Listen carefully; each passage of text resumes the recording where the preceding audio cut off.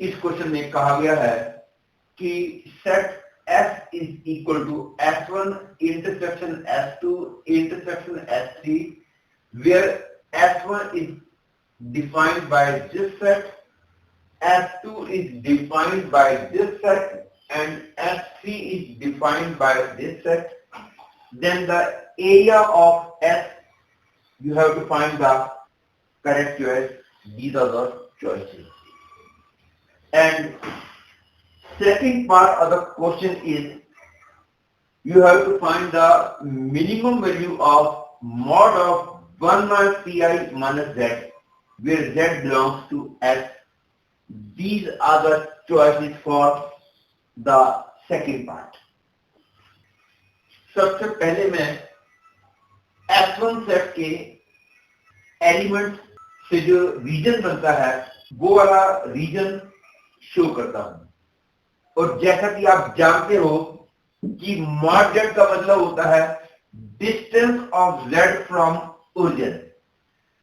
Mod Z less than 4 का मतलब हो गया कि Z lies inside the circle with centre 0 0 and radius 4। इसके अंदर वाले सारे पॉइंट इस कंडीशन को सेटिस्फाई करेंगे क्योंकि अंदर वाले सारे पॉइंट का ओरिजिन से डिस्टेंस 4 से कम होगा। तो all the point inside this circle will satisfy this equation. और क्योंकि इक्वलिटी नहीं है इसलिए ये डॉटेड सर्कल आएगा। यदि इक्वलिटी होती तो फिर मैं कॉन्टिन्यूस सर्कल बनाता। तो इसका मतलब हो गया सेट S1 में जो पॉइंट आएंगे वो सारे पॉइंट होंगे जो इस सर्कल के अंदर होंगे। सेट S2 का मतलब है imaginary part of this is greater than 0। तो पहले मैं इसका इमेजिनरी पार्ट निकालूंगा और उसको ग्रेटर देन 0 रख के जो इक्वेशन बनेगी उससे मैं शेडेड रीजन बनाऊंगा। मैंने देखा है सब लोग इसको आगे कैलकुलेट करने के लिए z को x प्लस आई वाई मान के पूरे को सिंप्लीफाई करते हैं और उसका इमेजिनरी पार्ट निकाल के उसको ग्रेटर देन 0 रखते हैं, जो कि जस्ट एक वेस्टेज ऑफ टाइम है। ध्यान से देखो, दिस इज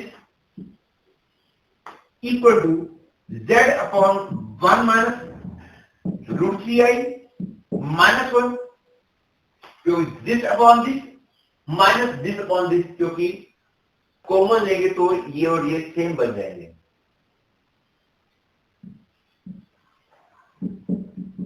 क्वेश्चन का मतलब ये हो जाएगा। अब क्योंकि मैं इमेजिनरी पार्ट की बात कर रहा हूं तो 1 तो मेरे लिए यूजलेस है, तो इस पूरे का इमेजिनरी पार्ट बोलो या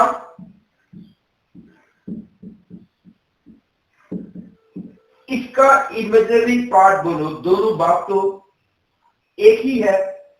और इसका इमेजिनरी पार्ट निकालना बहुत ज्यादा आसान है as compare to find the imaginary part of this.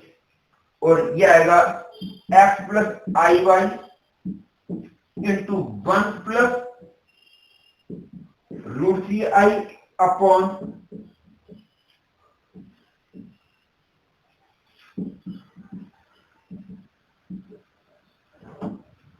और इसका इमेजिनरी पार्ट आ जाएगा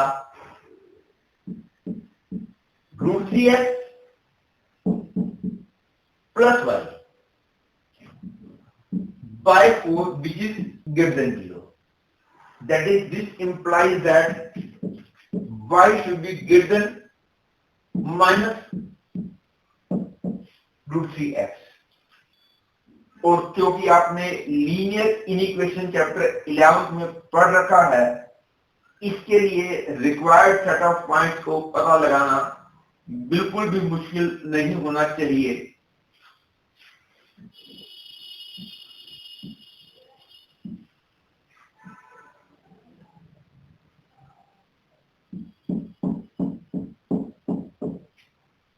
इस लाइन के ऊपर वाले सारे पॉइंट्स इस कंडीशन को सेटिस्फाई करेंगे। इस लाइन का स्लोप जो है वो -√3 है, मतलब कि ये वाला एंगल जो है वो 120 डिग्री है। तो सेट F2 में जो पॉइंट्स आएंगे वो इस स्ट्रेट लाइन से ऊपर वाले सारे पॉइंट्स होंगे। इसमें आप ध्यान दीजिए कि मैंने इसका इमेजिनरी पार्ट निकालने के लिए ऐसा नहीं किया है कि z को मैं x + iy मानूं और पूरा सिंप्लीफाई करके इमेजिनरी पार्ट निकालूं, जो कि कतई एक अच्छा तरीका नहीं होगा, क्योंकि वो बहुत लेंथी पड़ेगा। Note these steps for finding the imaginary part of this set. FC का मतलब है z such that real part of z is greater than 0.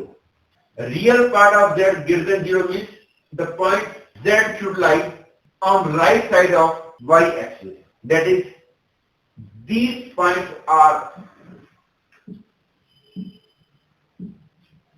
all the points lying on right side of y-axis.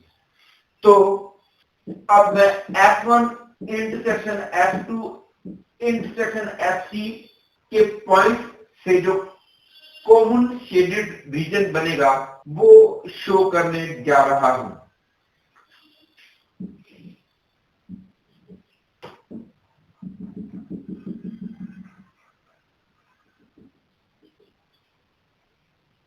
All the points lying inside the circle with center 0, 0, radius 4. F2 का मतलब था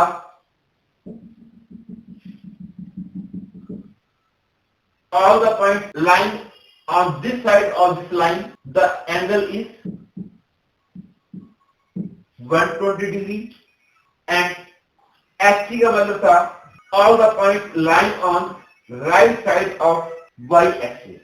तो point अंदर भी हो, इस line के इस तरफ भी हो और y एक्सिस के राइट साइड में भी हो, तो वो common shaded region is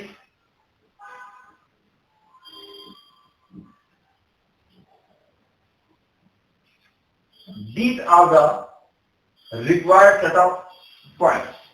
Clearly given angle क्योंकि 60 है तो ये भी 60 होगा, इसलिए जो पॉइंट इस रीजन में आएंगे उनका एरिया हो जाएगा 150/360 इंटू पाई इंटू 4 स्क्वायर, क्योंकि ये पूरा एंगल जो है वो 150 डिग्री है। This is equal to 25/3. Hence, I can say the B choice which I had given in the beginning of the question is the correct choice. अब हमने पता लगाना है minimum value of mod of 1 - 3i minus z, where z belongs to S. S is the set of all points lying in the common shaded region. मैंने prove कर दिया था these points are denoted by the set F. इसको मैं लिख सकता हूं z - 1